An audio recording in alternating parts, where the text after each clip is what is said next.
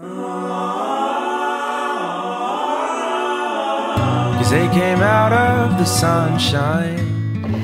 So I brought a bag of goodies, basically. I figured you all would be probably interested in the collateral materials I have, so I brought them old school, so after everything's over you can review them to your heart's content. I'll just have them here and I'll describe them to you later on. One of the things I hope you'll notice is we've attempted to do some branding.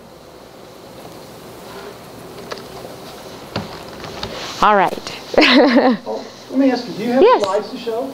I wish, well, I have a slide presentation about how I do a sales presentation, but it's not really, so it's not going to cover the agenda that you and I, had talked about. The slides up there if you need to. Yeah, anytime anybody wants anything, but basically, I've just got this very old school opportunity. So basically, But you're going to be using that one? I won't, this is just, Okay, this just shows how high-tech I am. I want you to know I am very high-tech. You are very impressed that I have a Mac computer and it's got this branded material on it that you can look at your heart, to your heart's content if you're wanting to see what I present customers now, how I look to people who don't know me through my material, through all my collateral material. But first of all, I'll give you some background about me. This is my favorite part, of course, because it should always be about me. Shouldn't it be wonderful if life was like that? I don't know. But I started this company in 2008. For those of you who can do math, remember what was happening in 2008? All of you at least were born at that time. Brilliant time to start a business, right? 2008. Let's just wait till the bottom falls out to strike out and do something bold, right? And we basically started the company based on, our motivation was a speech that we had heard Bill Clinton give when he was in town for an economic development dinner. He had come here and had basically talked to us. And for those of you, I'm assuming most of you are from here for quite a while. You've probably heard the same thing I've had. I've lived here for over 30 years. And I've been in business for a lot of that. And what I can tell you is most everybody since the day I got here has been saying, we've really got to diversify this economy. We're way too dependent on gaming. And, we can't afford to be a one-trick pony because we know what happens when you do, because when the bottom falls out, you lose everything. So I've always been a huge proponent of making this town the very best it can be. For 20 years, I was a child advocate. I worked and created a number of nonprofits and things that have gone to support the folks who are the most at risk in our community, primarily children.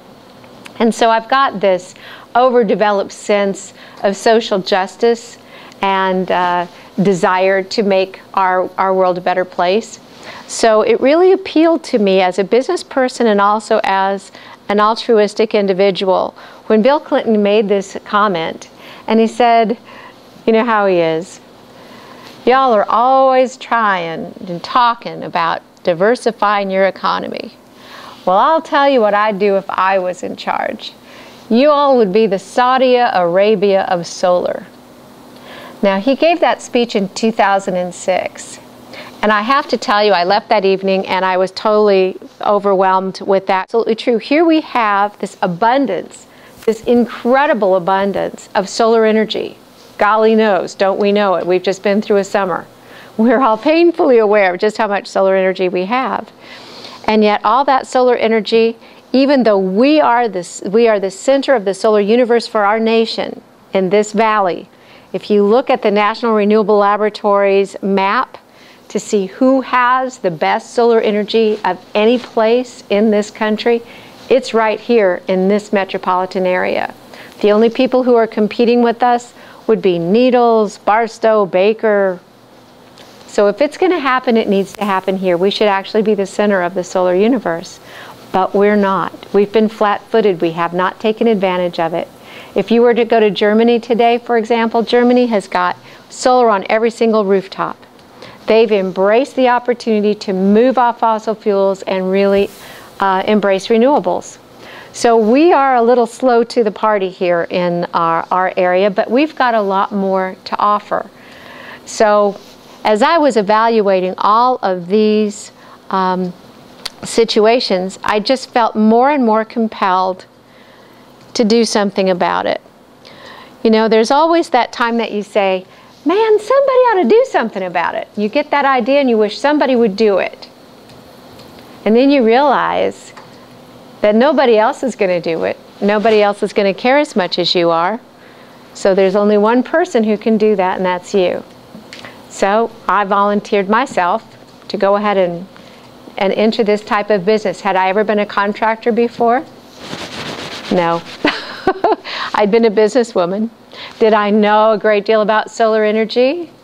No. Well, luckily it's not that complicated.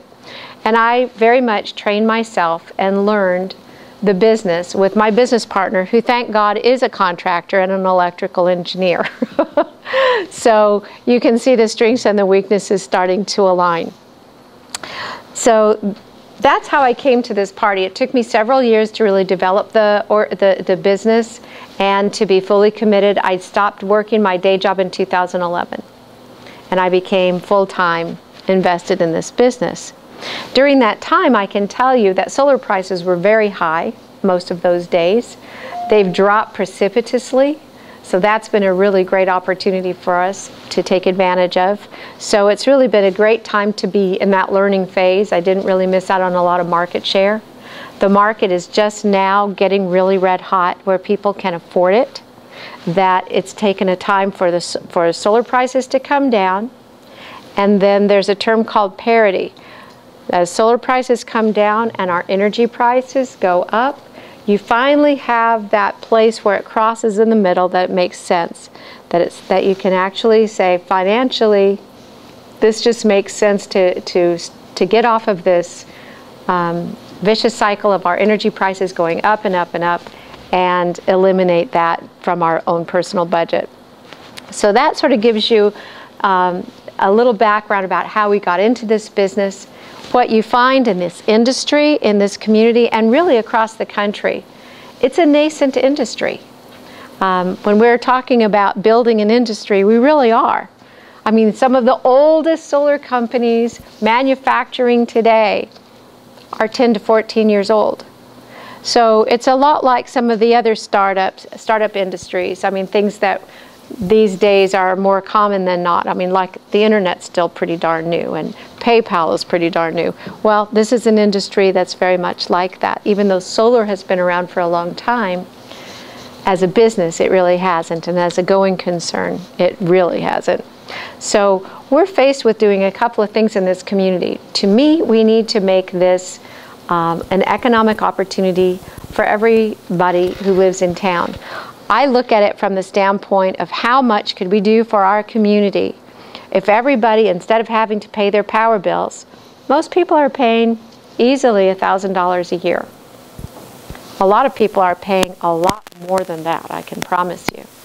And if everybody had that money, instead of having to write it out to Warren Buffett every month, wouldn't it be nice if you could go out and spend it in town doing something else? Maybe getting something extra for your kids. Maybe putting that against a car that will maybe help you get to work. I mean, it could be a real game changer for people on their personal economy level. If that happens, if you had every household in this valley impacted in a way that they had that kind of extra money, what would that do to our economy? It would be huge. So that's where my commitment really lies, is helping people with their personal economies improve their circumstances, and then to be able to also, with the long-term effect being that it's going to really impact this community and make it stronger and better and known for something we want to be known for. Solar energy is such a positive concept. And so basically, that's the background. That's how we came to this. Fortunately, you don't have to take notes or anything. There's a lot of this that's written up on an article that was done on our business that the RJ put out back in 2011. So our company is small, but what you'll find is most solar companies, you've usually got some pretty extreme situations. You've got a very small business, or you've got some gargantuan company. The installers who are selling to you, there's basically two different types of getting solar. You can either buy it or you can lease it. Up until now, in our community, we've only had opportunities for people to buy it, because the leasing companies that are significant have not been players in this market until this year. Now that things are getting are more ripe, they are moving in, and they are huge. What their pitch is basically is that they want to give you something with no money down, and you can just have solar on your roof. And most people have had this long-term situation where they've never had anybody say anything but how much it's going to cost them to do this, and for someone to come to you and say, oh, it won't cost you a thing. One thing we know is we did put together an established, successful team of professionals. My background has been sales and management and business creation and a lot of community leadership, so I can bring that to the table. We've got other people, thank goodness. One thing we know is we did put together an established, successful team of professionals. My background has been sales and management and business creation and a lot of community leadership, so I can bring that to the table. We've got other people, thank goodness, who have the electrical contracting side down, and that's what they bring to the party. Our principal employees have high visibility, membership in appropriate professional organizations, and can leverage opportunities to create business. We've streamlined our organization, which is one way of saying we've kept it really small, and focused our work in only 3 arenas. And that's basically solar installations for residential and commercial companies. We do electrical contracting and tenant improvements as well for residential and community companies as well. We've also established our minority contractor status. So as a woman-owned business, we can play that card. And we have excellent current references on all fronts. So far, all of our customers like us a lot. They're happy with their installations, and they think we did a good job. So that helps us be a strong, viable operator in the marketplace. Our weaknesses are that we are small. We have a low license limit, so anything big out in the desert that you want to build in a solar installation, I'm not your company. And hopefully that's not, we're considering that there are some jobs that are just over our limit we would like very much to qualify for. And what we need for that, in order to do that, is capital. And our biggest concern is that we lack the capital to promote our business. Solar is a very interesting thing to sell. You don't really have stores that people can go and kick the tires, go and buy a car. You would go to a car dealership. And it's sort of built in. You know a little bit about it. You know what to expect when you get there. With solar, it's a very unknown commodity that people are not sure of. They're curious, but I think that when you're making an expensive decision, it's something that you sure as heck want to have confidence in before you sign on the dotted line. And so it's difficult because people don't know all about it. So trying to get our message across and to educate people as broadly as we need to make them customers, it's a pretty big marketing job. Now, so that's us personally. As an opportunity on the outside, we're really thrilled that the economy has turned around. That's helped a lot. It's moved our company forward, and economic upturn, our business has followed. It's just paralleled the growth in the valley. We've got several community activities that have been planned that's going to expand the interest in solar installations. One of the things that I started in 2011 was an event called Solarbration. And it's actually going to happen October 11th. You're all invited. I hope you'll come. It's a free event. You can come and meet other solar installers, see electric vehicles, electric bicycles, learn all about energy efficiency, and all kinds of fabulous things like that. It's at the Cooperative Extension, and it'll be from noon to 4 on that Saturday. So municipalities have been actively looking to do business with minority contractors, and they've had difficulty finding folks who are qualified. And we know that one of our other opportunities is that the power rates are going up. And so this year, Nevada now has the 18th most expensive power rates in the nation. And if you haven't been reading the headlines, they're actually going to go up 10% this year. So when you look at your power bills, you're going to be paying 10% more very shortly than you have been. And the trend for that is going to continue. I was actually at the legislature last year, and they were talking about closing down the coal-fired power plants at Moapa, at the Reed Gardner Power Plant.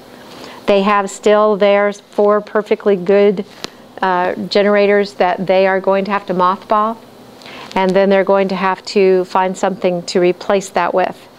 They were appealing to the legislature that if they decommission these units that are still usable, that they haven't gotten all the useful life out of it, that they are going to be losing a lot of money, a lot of value will be gone by not using these things up to their fullest amount. They haven't fully amortized the expense. And so they wanted to have compensation. They asked if they will decommission these, they want to be able to pass those costs on to the ratepayers. The legislature said okay. And they said okay, and then we'll have another problem, because once we shut those plants down, we're going to have to replace that power somewhere else. And so we would like to put big solar farms out in the valley, out in the desert, and we'd like to be owner-operator of a portion of those.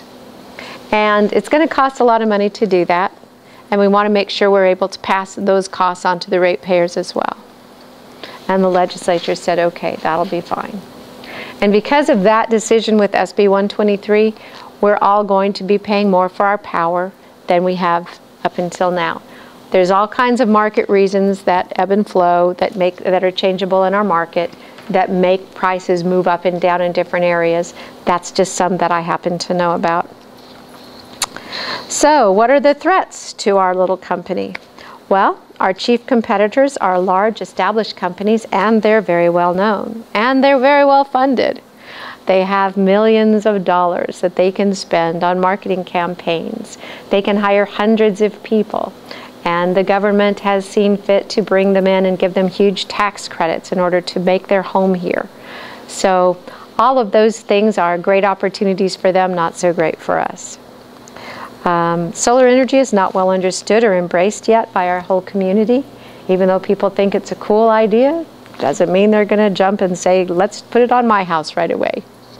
Also, the rebates, the current incentives, aren't real great, and they've gotten worse over time. Where in some countries, they actually pay you for the energy that you produce on your roof, NV Energy doesn't. They just say thank you very much, and we'll give you rollover credits for that. But you don't really get paid back for it. Also, our economy is working on being stable, but it hasn't, it's not fully back yet. And some of the best incentives, like a 30% federal tax credit, is due to expire in December of 2016. So those are the things that we see as our strengths, weaknesses, opportunities, and threats. So what we would like to do in light of all of that is work on our marketing objectives. So the marketing materials that we have, we do have a great website. Most of our business comes to us from our website. They actually, we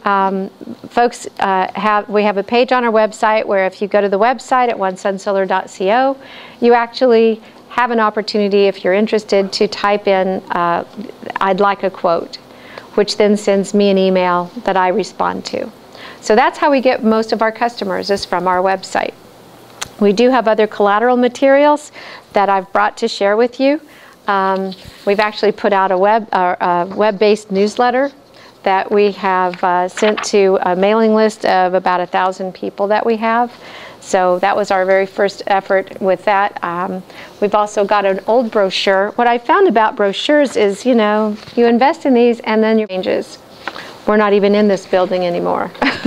So they're expensive and they don't keep up like the website does. They're not dynamic, obviously. We do have these little postcards that have a little sample of our work on the back. I can actually pass these things around for you all to see. And then we also have something that I use at different fairs or whenever I have a booth. I actually take one of these little brochures out that just tells people, you know, just how to get started. All I need to get started to help you know what solar can do for you is a copy of your recent power bill. I analyze how much energy you use, and then I can put together a proposal. I'll bring it to your house, and then you can decide whether you want to do it or not. We have some wonderful opportunities with financing. I can give people loans that are 12 years long that are only 2.99% financing. I even have things that are no down payment, that 30% tax credit. If you have a tax appetite, I can finance that separately for a year, no interest, no payment at all. And then people can wait to pay that off when they get their tax credit back. And then that other 70%, they can finance over 12 years at 2.99. It usually saves them a lot of money, and that rate doesn't go up. And then when it's paid off, it's gone completely, and you own your system. So those are the things that I try to tell people when we have a booth opportunity. I also have created a PowerPoint presentation that I take to customers' homes to introduce them to solar in hopefully a non-threatening way and help them learn about how it's going to impact them if they go solar with their power bills and everything else. And to share my own experience, because I've had solar on my house now that's operated my full home for over 4 years. Prior to that, I had a home that for 17 years had 2 solar panels on it, and it provided just enough power to provide the energy my hot water heater needed. So, you know, I can share my experience, and I can tell you my personal goal with my house. I have been able to reduce my energy demand by being more energy efficient everywhere I can, so I can really rack up a lot of extra kilowatt hours in my accumulated bank of kilowatt hours that I have with the power company. And my goal is to use that with an electric car. And then I will not only leave the power company behind, I will also be not using fossil fuels for my transportation. So that was the information that I was asked to bring to share with you all this evening. So that's probably as much or more than you may want to know about us. But that concludes my part of the presentation, and I'm happy to take any questions or... I wanted to ask, what would you feel is the biggest obstacle to reaching out to newer customers, getting new people on board? Finding them. Would you repeat the question? It's a very good question about how would we go about, what's the toughest thing, or what would be the most helpful to us to find new customers. And that's the thing that's difficult about this, is our customers need to self-select. We don't have the budget to go out and do a big canvassing. We don't have a call center to make those annoying calls and say, "Hi, are you interested in solar? I could have someone to your house tomorrow." We don't have the money to put television ads on or a radio campaign.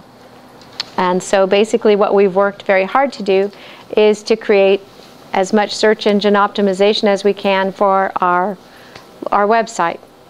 And that's really how we've gotten business, and then through referrals. We have I think a pretty robust referral program where if we get a referral from someone and the sale comes through, I will give you $350. So, when I write that right as soon as we get the deposit from the customer, I write the check right out of our, right to the person who's referred us. And I also wanted to know, what is the cost to the consumer? If I wanted to get solar straight cash or lease, what does it cost? Well, everything depends on how much energy you use. Okay. As a solar installer, as someone who's wanting to sell you equipment, what I'm trying to do is to help you think about your energy needs. Most people don't think about it. What everybody knows is this is inevitable. I have to have a power bill. The thought that you don't is like very foreign, so it's you're new territory there. So most people have never paid any attention to their power bill, and unless your dad's been saying, "You're leaving the lights on," most people don't think about how much energy they're using. So hopefully that's going to change over time. because we obviously need to do something about this on this planet. Everybody's hearing about global warming and everything else, and power bills are getting more expensive. So I think that is going to encourage people. So as an installer, I try to help people with their whole energy picture, to understand what's happening in their home, because most people have never thought of that, and to understand what their options are. The thing that I look at with sales or leasing, there are some people, very few of them, that their only option is to have a lease. Usually that's a situation if you don't own your home. I mean, you know, there's no point in you buying anything for your home, but it may be beneficial for you to talk your landlord into maybe leasing it if they won't do anything else. But when you get into a leasing situation, what you find is it sounds really good on the outside, the very first blush. I'm going to come and put this on your roof. I'll do an evaluation. I'm going to put this on your roof, and then I'm only going to charge you this much. It's going to be less than you're currently paying for your energy. And then my bills are only going to go up. I'm only going to charge you 2.9% more every year.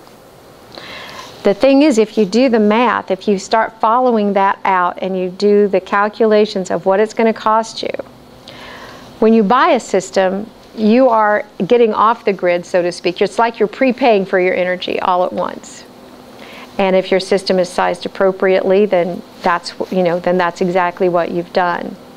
You stay connected to the grid, so you still pay your connection fee, but you're not having to pay any for your energy. So if you do the calculations of how much you're paying, you take the calculation of how much that's going to go up every year, which the average has been 6%. You know, we're going up 10% and more, so it's very conservative to say 6% a year. You do those calculations as well. Now you look at what it's going to cost you for the life of your lease. It's a 20-year commitment. Look at those numbers and see what that comes out to. What you'll find is, for the system that I would sell you for $3.50 a watt today, over time you're actually paying $7 a watt for that system. But unless you do the math, you never see that. It just sounds too good to be true. The other problem with leasing is that you don't own that system. That's another company, another entity who owns that. It's on your roof, and in the lease, it specifically tells you what you can and cannot do. You cannot touch that equipment, and you have no ownership of any of it. And they have a lien on your house for the duration of your contract. So try to sell your house with the lien against it, with this contract in place saying, nope, you can't get rid of it. So a lease becomes a liability. If you purchase it, your solar becomes an asset. So, you know, again, it's the same kind of things when you study what does it make sense to do if you're leasing a car or buying a car. The same thing, the same principles hold true. You are going to be paying way more than you should if you get into a lease. I mean, it's very easy. It sounds really good at the beginning, but when you work it out, it's not a good plan. And so for me, who is interested in helping people, I just want to save people from this option, because they don't, you know, it's like you're just a sitting duck. They get all of the rebates. They get all of the tax credits. So their expense is down here. What they're charging you for is up here. But because it's less than you would have paid to the power company, feel great about it. It's like, no. So that's a long answer to your short question. She had a question, then I'll have another. Yes. If I was shopping for solar, why would I come to you instead of one of your larger competitors? Well, in my opinion, there are several. Everybody likes to do business with different people. People tend to do business with people that they like and what they're going to feel secure with. In my small company, number one, I am going to be the person that they deal with. If there's ever a problem, you don't have to go chasing after someone who may not be there anymore. It's going to be me. A lot of the other companies, too, will have a different group of guys, a group of people installing that they don't hire. They contract it out. So they'll never see these people again. So you might have a conversation with that person who's doing the work, but that's not going to be anything that's solid as far as what's reinforceable with the company. You know, with us, it's all under one roof. So if whatever we say, whatever I get, whatever I'm selling you, I'm the one that's going to be there to back it up.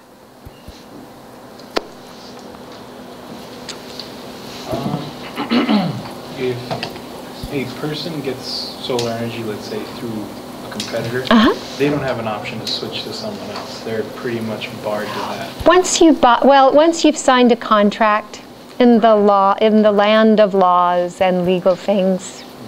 Yeah. Even if they buy it upfront cash, it's just there. It's theirs. There's no real leeway to switch. It's just once you get the customer, it's your customer. Okay. Yes. Yes. So really, what you would need is more of a focus of just getting more people to migrate to your end rather than the bigger guys. Exactly. Let me make a comment here. I don't know if everyone understands what you mean by leasing. I told Luis that I've had at least 3 people, 3 different companies in my home. Tomorrow evening, I'm entertaining another one in my home. Sun City is one of those big giants that we're talking about coming in, and I've signed with them, but they can't install it until I sign off on the engineering of it, and I haven't done that, so I'm not really committed. But theirs is a lease program, which basically says it doesn't cost me anything to get it on the roof, but for 20 years, I'm committed to getting my power from them because it's their equipment.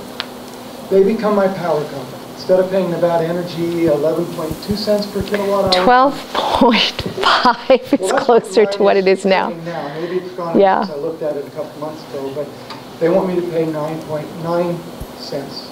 And then it goes up, she said the percentage every month, every year by 2.9%. So after 10 years, I'm paying the current rate that I'm paying now to Nevada Energy. And it's only going to go up. So obviously, it's going to save me money in the long run. But I'm still paying 9.9 cents. And the question is, can I own the equipment, buy it, and then I'm my own power company? And so instead of paying a power bill, I'm paying off a mortgage, basically. I'm paying off the loan to install it. It becomes part of my real property, and when I sell the property, it adds value to it. Somebody could come in and say, well, I'll buy your home, but you got to remove the solar panels. They're not going to. When you have a history of saying, here's what I'm paying my power bill, you now have an advantage of anyone else in your market, in your neighborhood, who doesn't have those panels on the roof, which is why I want to go with it. But I'm only having them promise me that the panels on my roof will only cover 58% of my total needs. Now I'm trying to cut back on my power usage, but I don't know I'm going to cut, conserve 58% half of it. So not all of it's going to be covered. And even if all of it's going to be covered, I'm still paying 9.9% or more per kilowatt hours. Whereas I'd like to pay nothing on that and only pay for the, the buying of it, right? And you said you pay it off in 12 years? We have a loan product. Less than 20 years. Okay? Yeah. So. Although we have a 20-year product as well if you want a lower payment. So, but what kind of got me to want to look back at their approach? And by the way, disclosure here, because I'm looking for power, I didn't contact her. This is just a coincidence. Totally. And I said, well, since you're going to be a client here now, I got to hear your story too before I make a final decision. I thought the liability of ownership. My son just bought it. And 2 weeks ago, he got married. And I can't tell you how many times he's been up here complaining about home ownership. I got to fix that. And so I'm like, okay, I'm responsible for the system if I own it. Whereas if I lease it, they come in and fix it and all that. She said, you don't have to fix it. There's no moving parts. It's all electronic. It just works. So I'm thinking, I don't need batteries, which is the real big problem. You don't need batteries. You're still on the grid. Exactly. In fact, if it's a sunny day for some reason, you still have electricity. You're not relying upon a bunch of batteries that you collect this stuff in. The batteries is what wears out. They're what is expensive. Yes, the energy storage is the only part of the energy solution that we lack as far as technology is concerned. because we can generate it like crazy, but we have no place to store it. Batteries are the best thing we have, and they're faulty, they are expensive, and they don't hold much. And so until we get that part of the equation, hopefully through fusion or something like that, you know, we're really, people are working very hard on fuel cells and everything else, but, you know, until we do, it's best to be grid tied. This is one of the big hubbubs with having Tesla come into the Yes. Yes, because they're into building batteries. And their batteries are lithium ion though, which is really, really expensive stuff. And so what we need is a cheaper solution. We need something that, you know, everybody can have. I don't know if you're aware, but here in Nevada, we have the only source in the country for lithium. It's up in Silver City, halfway between here and Reno. One of the reasons why they wanted to relocate here is because transporting that's going to be very easy, because they need lithium. Yeah, and we have a lithium-ion battery manufacturer here already called K2. A lot of people don't know they exist. They're out in Henderson, and they make batteries. I mean, it's fascinating. I've taken myself on a field trip. I said, hi, you don't know me, but I'd love to know more about your company. And I did get a great tour, and it was really wonderful. So, you know, another point of pride for us that we have something like that here in town. But this is my basic sales presentation. Not that you all asked for it, but just to show people that there are no moving parts, that basically all solar energy is the photons hitting a solar cell, which is basically a glass sandwich with a semiconductor in it. And all that happens is when the photons hit that, it makes the electrons fall off. And it just, whenever electrons move, you create electricity. It's sort of like the same principle. Would you worry about, you know, when you use a magnifying glass and the sun and you can start a fire with it? Can you break that? There's no moving parts. It only does that because the scientific principles make it happen, whether you want it to or not. If lightning hit it or a meteor hit it or something, you could break Right. it. I mean, just like But it's insured. Right. Or your home's insured. Yes, like a golf ball. I mean, I don't tell people who live near a golf course that they should get any solar panels. We have good conversations about that. But if you should have a problem with your solar panel, your homeowner's insurance does take care of it. So there's no moving parts, which is why they created solar panels. Their first application was to work in outer space, to provide in this hostile environment. I mean, none of us could last for 2 seconds out there. I mean, you have all kinds of things going up there, terrible, you know, temperature variations and everything else. It's a very tough place to be. And yet solar panels are what has been powering those things since the 50s. And so you don't have to really worry about it. I mean, it fear mongers, well, there's a new technology, it's really easy to say, ooh, something could happen. I've had them on my roof, nothing happens. We actually get some dust, but we have just enough rain. I've never even had to wash my panels. They just produce, they just do their thing day after day. So fortunately, there are no moving parts. And this is where we live. Do you see this wonderful dark red spot? Everybody knows where we are. You can find yourself on this map. Yes? Around what age demographic do you usually sell? What you find is people in their economic circumstances in a timeline. When you're young, you're just trying to buy a house. And you can barely afford it. Then you have a family, and then you've got to put the kids through college, and you have all that extra expense.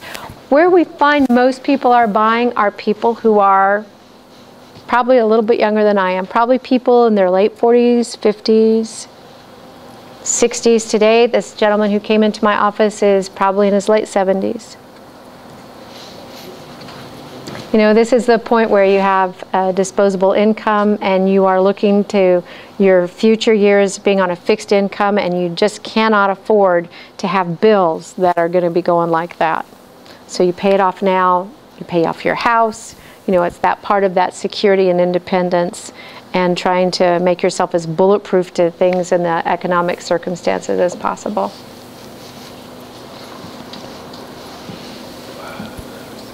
What do you feel then is, obviously your main approach for marketing is through SEO, trying to drive traffic that way. Right.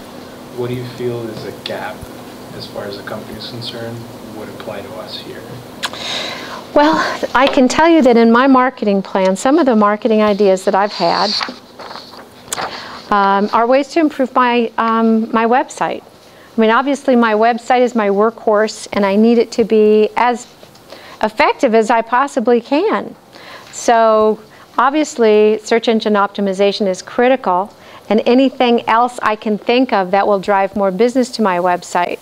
And when you consider the older demographic, it's not necessarily going to be Facebook that's going to do it for me, although there are also the circumstances of a lot of people who are single for longer and they do have more money and so they can afford it. So there's that young professional population that's good too, that would be more susceptible to things like social media. So, you know, if it's to a sophisticated audience is what I would call it, for just coming up with the name of it, that might help. I have to tell you, I got a really interesting sales pitch from a company called Yodel. Have you all ever heard of Yodel? Yodel is supposedly a very well-known company that actually does search engine optimization for companies, and you do it on contract. They will create a mobile website for you that they call an adversite. They will also create a regular website that then they will control and drive traffic to. And they do this with making sure that you have good positionings, and then they also will manage your social media. And they do this for a set amount of money every month. And it was interesting to me that the first guy that talked to me, he wanted $1,500 so far a month. And you have to do it for at least 90 days. I said, wait just a doggone minute. That is so not going to work here. Well, now they're down to $329 a month. So I am still not convinced that that's a good way to spend my money. So that's something that you could help me with. Decide if Yodel is really effective and if it really is worth the money in investing in that. Then obviously whatever social media that we could put together that would make sense for my wonderful group of folks that I would need. And then we would need to find ways of mining folks who've maybe expressed interest in the past. I've got this on a mailing list of people who I've talked to and somehow they've resisted me. I know, it's hard to imagine that I would actually go to someone's house, give them a proposal, and they would say no, but it's happened. And so there is some folks there that maybe, you know, didn't buy from someone else that maybe I could talk to them, or we could survey them and say, so why didn't you buy from that really nice lady who came and talked to you? You know, what am I missing? What am I not doing right is always a good thing to do, because you only know what you know. But I thought I could use that mailing list to send that newsletter out that I did, and I thought, well, if I do that 4 times a year, maybe that wouldn't be too obnoxious for people to hit unsubscribe. So that was an idea. Then there's also on my website, I've got a WordPress website, and so you have the opportunity to do that fabulous blogging that I have 0 time to do. As easy as it is, 0 time to do it. Maybe I need to work out some kind of a after proposal step. You know, I give someone a proposal, my phone doesn't ring, I call them back, or I send them an email.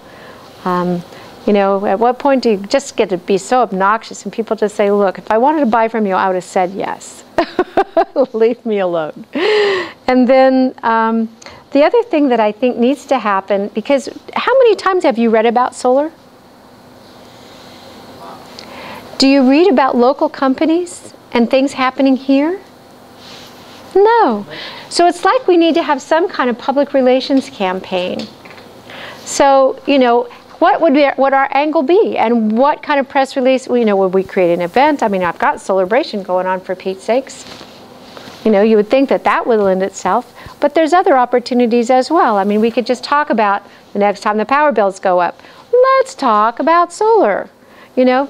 So anyway, there's the possibility of a public relations campaign with press releases around some kind of event. maybe there's a really good demographic in a zip code or a neighborhood that would be really good, and I should have a door hanger campaign. Maybe I should actually hire some people to wear some really nice shirts and go and hang things on people's doorknobs. It could also be that what I need to do is to beef up my referral program, let more people know. I don't have that on my website. That'd probably be a good idea, huh? Then there's the other thing of going to potential events. Maybe there's other things I should attend. Maybe I should invest in some places to have a booth. I have done things so far as being part of the Home Expo, Home Improvement Expo. Crickets, got nothing. It's like everybody's there to see granite or spas or something, but solar was not what they were expecting.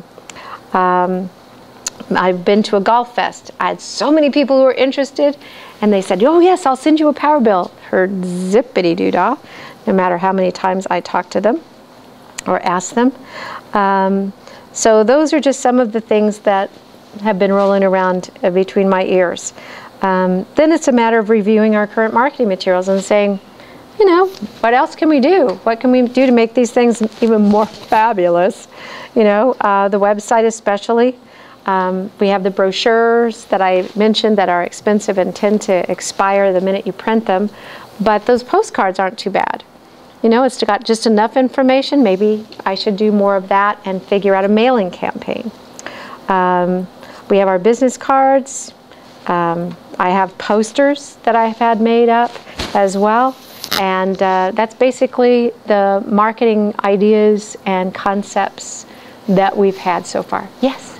I know it's a little bit different product for sales-wise, but are you able to offer any sort of special? Like, have you ever thought of doing this? Yeah, it's like, okay, I'm sure we could come up with something, you know?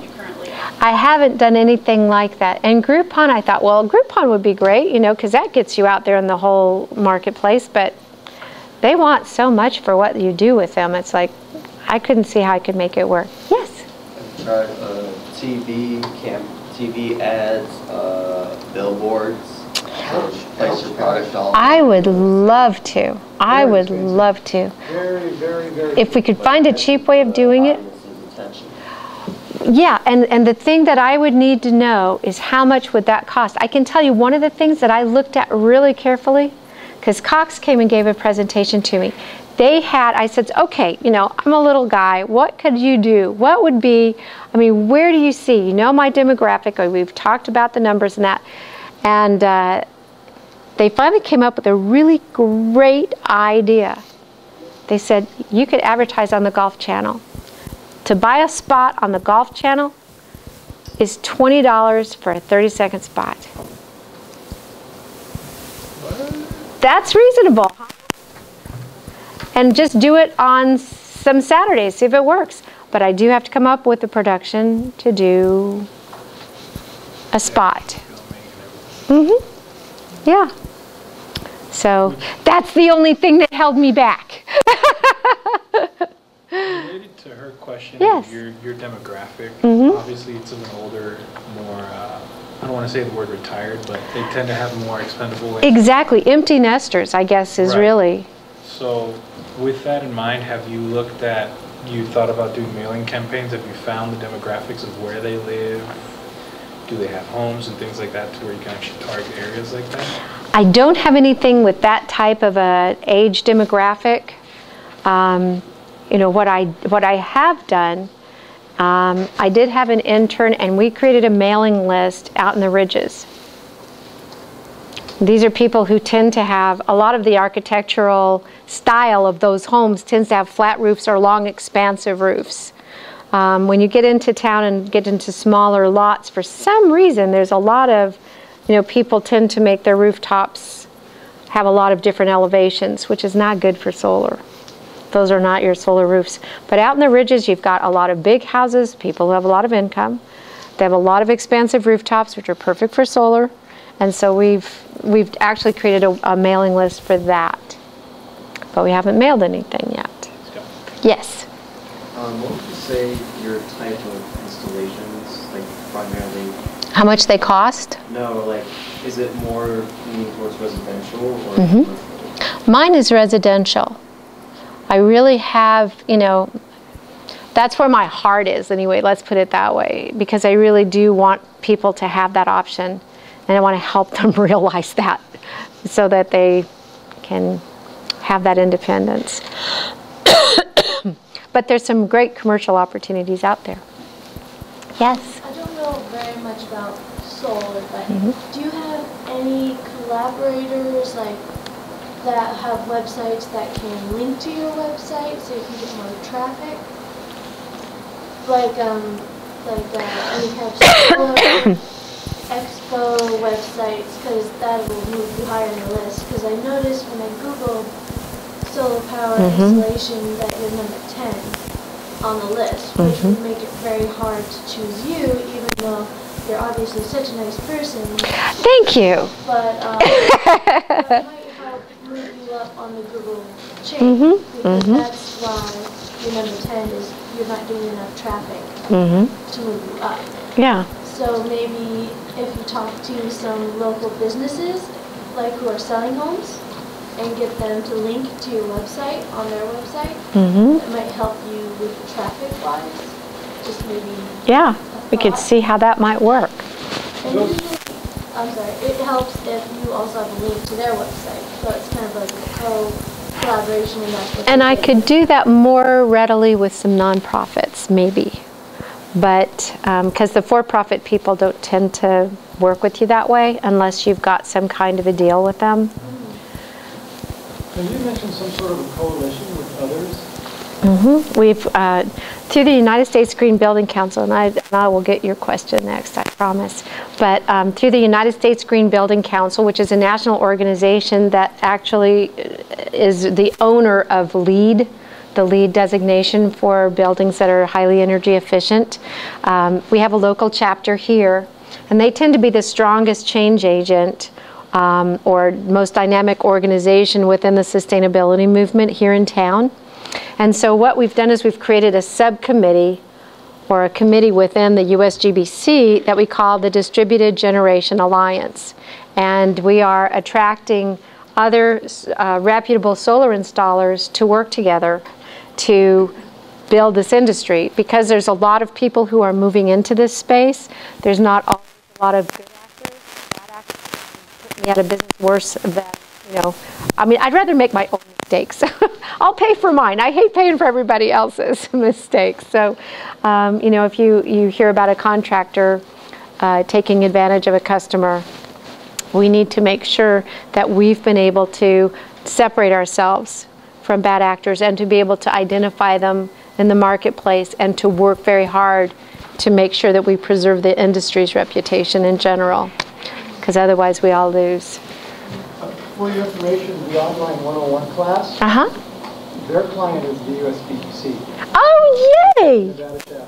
That's great. And I imagine that I came into both your names probably through the same source. Probably from Monica. From the State Economic Development Department. Yeah. So, I don't know, maybe there might be some benefit in there. Yeah, that's excellent. So, he had a question over there. Yes, you had a question? Oh, yeah. Have any, like, apartment complexes or, you know... The HOAs are looking. An apartment complex tends to not be an ideal location, but the HOAs, whether it's for a townhouse group or something like that, it's a good opportunity for them, or for commercial business interests where they have the common area charges, because this way you can put solar on and eliminate those charges, or continue charging them and you just pocket the money. For a business to do this, it works really well, because not only do they get the 30% tax credit and a rebate, they also get to, and this is what Solar City also gets to do, is they get to do a depreciation of the equipment. They do 100% depreciation within 5 years. The normal depreciation schedule is much longer than that. So it offers businesses a great opportunity to do that. And HOAs, some of them are nonprofit, and they don't have the tax appetite, so that doesn't work for them. But for HOAs, there's got to be a really good way of working on that. One of the things that we're working with policy-wise in the state is we're trying to create PACE financing, which allows people to get loans against their homes or their businesses. And they can get a loan at a very low price, and it'll help more people secure them, and then develop a green bank that would be a nonprofit bank. This is working in other states, and we're working on getting that here, and that's one of the big pushes of the USGBC politically this session, as well as the Distributed Generation Alliance. So we're trying to keep our reps clean and also make opportunities available. This is your power bill. That reminds me, this is your brain. This is your brain on drugs. Anybody see that commercial? It's very old. You probably haven't, but anyway. So the deal is that when I bought my solar system probably right about here. So prices were coming down, but my system cost $28,000. It's a 4.6K system, which I know means nothing to you, but it powers a 1,950 square foot house, provides all the power I need, and I have extra. Now, that system today, I would only charge someone, I wouldn't even charge someone, it would probably be around $17,000 at the most. So you can see what the prices have done. Now that $17,000, that's a big ticket item, probably about the same as a good used car. So, you know, people have that's a different proposition when you look at $17,000 compared to $28,000 in your personal economy. Now, what if I tell you that 28 of that $17,000, you're going to get 30% back in a tax credit. So you're going to get, what, $6,000 as a tax credit. So now you've got $11,000. Out of that, you're going to get a rebate that's going to probably give you about $1,500 cash in your pocket. You subtract that. So now that's what you have left is about, you know, $10,000 and change. That $10,000 you can finance over time. If you finance $10,000, which is, I mean, that's a car payment, right? That'd be like buying a car. What would you expect your car payment to be? Usually you can't finance a car for longer than 5 years. What if you stretch it over 12 years? And what if your interest rate was 2.99? Not bad. So that's what makes it so approachable. And the thing about the financing is the financing hasn't been available that long, because everybody knows during our wonderful low times of when our economy ebbed, nobody could get money. That is something that's breaking up right now. So it's really gonna, I'm hoping that this is going to be a huge game changer for a lot of people who were trying to approach solar, who couldn't quite make it financially, are now going to be able, if they've been able to preserve their credit through this lean time, they'll be able to qualify for these loans and will really find solar to be affordable. And so until you look, you don't know. So hopefully we can make people curious enough to call and say, I want to find out. Here's my power bill. Let's just look. Okay, well, we have other business to do. I will let you get to that. I could listen all night. Oh. Because, I'm a prospective customer. Yay! I've listened to a lot of releases and that, and I'm just like, maybe I'm greedy, but yeah, you'll save me some money, but maybe there's something out there where I can save more money. Mm-hmm. You know? And so she has overcome a lot of my barriers with buying. The liability, I thought, is not there. The cost, it's not there. And so, and I was bugged by the fact that when I lease, I didn't get any of the rebates. They get all of that. And I'm like, and the accelerated depreciation. yeah, so anyway. So, I'm going to have you in my house. Otherwise, I listen to I'm happy to help. say about that. So anyway, we started the conversation, right? And, I'll leave you these things if you have any interest in them. the conversation is going to continue in your groups. We'll take a little bit of time in class to bounce off a few ideas in that. Not every one of you are going to be saying the same things, and you'll be wanting to concentrate on something else. You don't have to put together a comprehensive plan for her, but there's some ideas in there that she has, you might be able to develop. Some new ones can come up. I saw, I didn't hear mentioned, maybe I blinked, but one of her audiences, she mentioned the people that had heard you before, but they didn't buy. Okay, you know, that's a rich group. But about those who bought, who can refer, yeah, you give them referral on that. But that somehow needs to be reached. What can you leave behind to somebody that buys, that they have something very valuable to make them feel like I made a good decision? Because, you know, buyer's remorse always sets in. But something to give somebody else. Because they come over for, you know, a party or coffee or something, and they say, you know, oh, you got solar panels, and you start talking about, and they're not excellent for you. They could say, look at their website, but I don't know. But to have them something on there. Yeah. So there could be some products that, you know, you could work up. And in all honesty, that's a really good point, because I actually give people, like on my way over, just my last stop today, I was meeting with a customer whose job we just finished today, and I took him a welcome packet that shows him, you know, care and feeding of your solar panels, and congratulations on being a generator now. And that's a perfect, that package of information that I leave with them with the warranties and everything else would be a great place to have a piece that says, oh, and this is our referral program. Didn't you just hear 2 vlog episodes right there? How to baby your panels. And what was the other one she just said? Huh? Did you miss it? Gosh, it must have been really good. Can't give you everything. But there's a lot, little snippets in that. And yeah. So we will, I will be sending you an email tomorrow.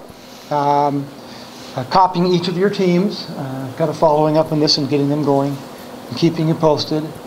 And within a week, we should come up with a milestones. You know, what dates we want to hit by what, and when the presentation where they'll be up here presenting finally the stuff that they did, and you'll sit down there and sorry, you won't be the center of the attention anymore. But darn. I'll show up anyway. but they will in that. So, and let me say something that I would like to offer the class, because this is a two-way street, and I really, what you're giving me, what you're willing to provide to my company, first of all, I have to tell you, when he told me that it was unanimous, he wanted to work with us, I was so excited. I have to tell you, it was wonderful to feel embraced. And so thank you. I want to make you know that this is not just something that I'm grateful that you're doing this for me. I would like to do something significant for you in return. So as these great ideas come forward, I would like to be able to write a letter of recommendation for each of you individually. That will be something that you can take with you on the road. You're helping me down my path, I will help you down yours. So this will be something that hopefully will be something that would be significant enough that as you hand it to a prospective employer, it'll be something that the people who you're competing for that job against won't have in their arsenal. Thank you. You're welcome. Thank you. Thank you. Thank you.